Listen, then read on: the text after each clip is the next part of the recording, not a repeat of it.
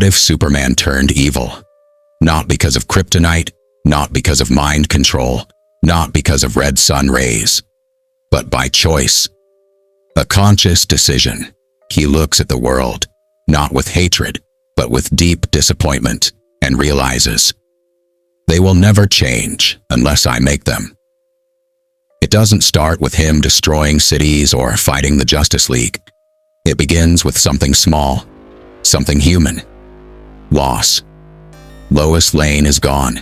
The Joker, in his most twisted act ever, stole a nuclear device and linked it to her heartbeat.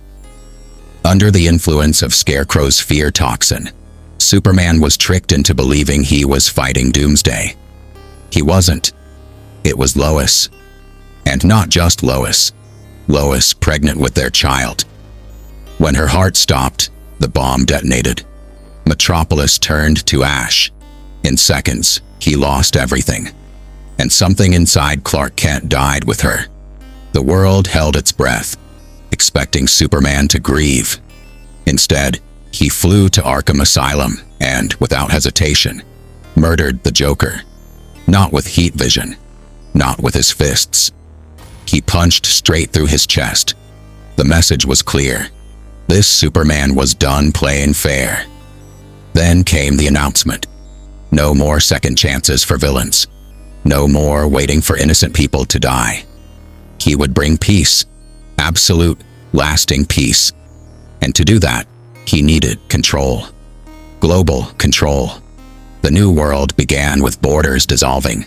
Superman flew across the planet, toppling regimes, removing dictators, disarming nuclear powers.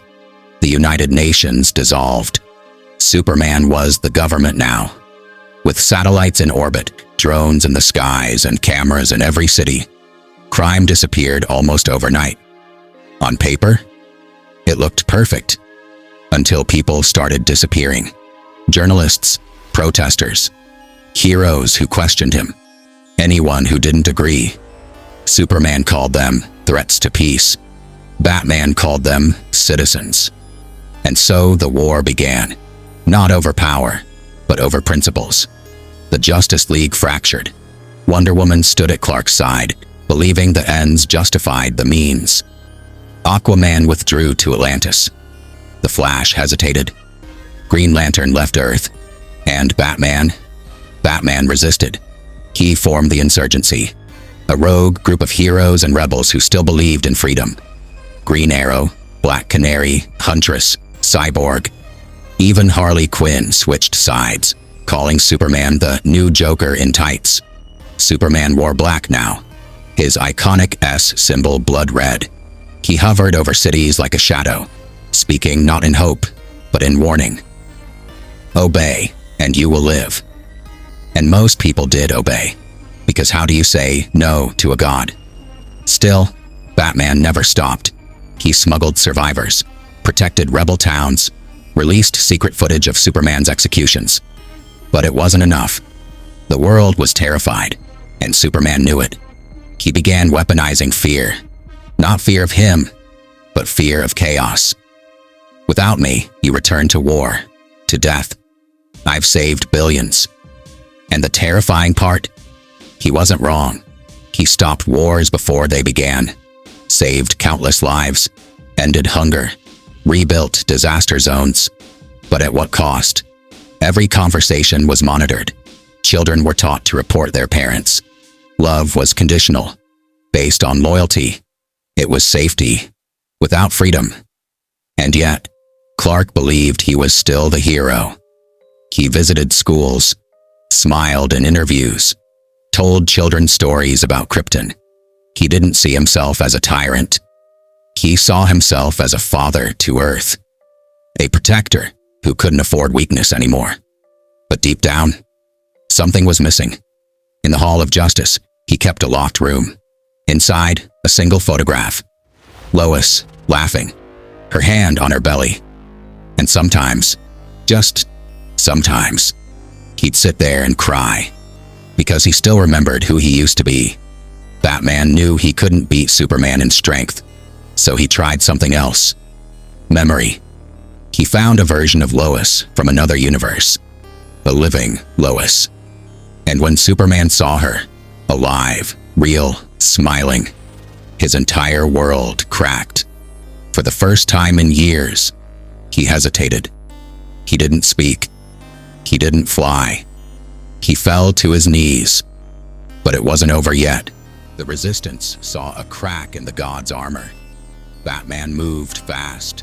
With Lois from the alternate Earth, they planned to trigger Clark's humanity, remind him of who he was. Not Kal-El the dictator, but Clark Kent, the farm boy from Kansas. The man who chose to be good, even when the world was broken. But Wonder Woman saw it differently. He was forged by loss, molded by grief. He became what Earth needed. To her, this Lois was a threat, not a gift. And so, she moved to eliminate the distraction. That night, Superman vanished. No satellites tracked him. No sensors found him. He simply disappeared. 3 days later, he returned. Alone. He summoned the world's leaders to Metropolis. On live broadcast, he made one final declaration. I've seen the future. It is chaos without order.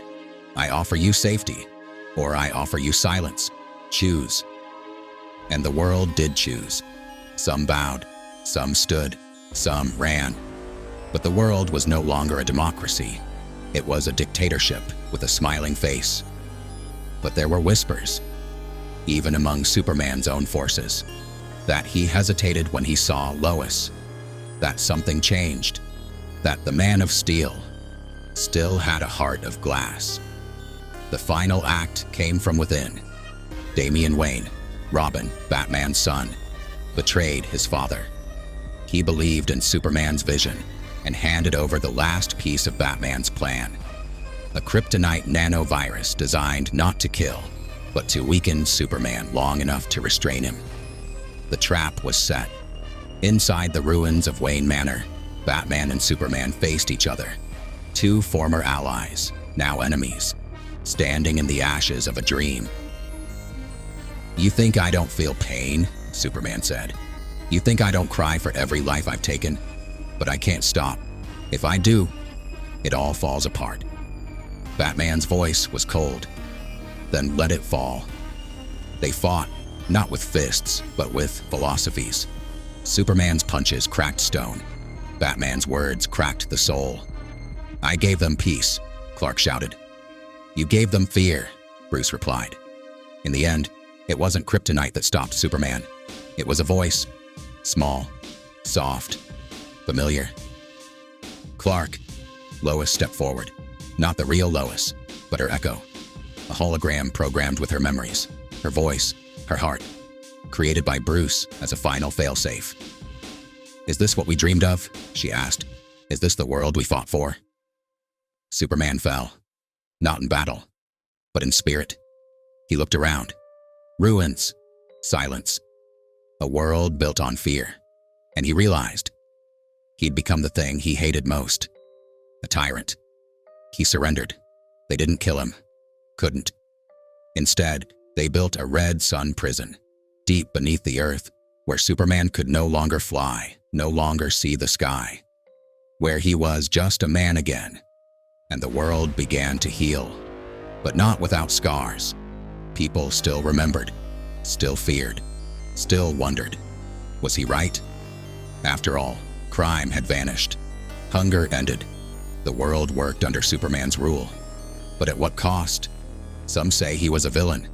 Others, a savior.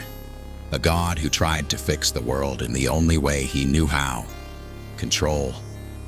But maybe, just maybe, the real tragedy wasn't that Superman turned evil. The real tragedy was that he was human all along. Because when gods fall, they don't just break the sky. They break the hearts of everyone who believed in them. And that's the terrifying answer to the question. What if Superman turned evil? Not with rage, but with love. A twisted, broken love that tried to save everyone and lost himself in the process. And maybe the scariest part, he wasn't wrong. If you liked this story, make sure to hit the like button and subscribe for more. What if scenarios like this one? Let us know your thoughts in the comments, or suggest the next what if story you'd love to see.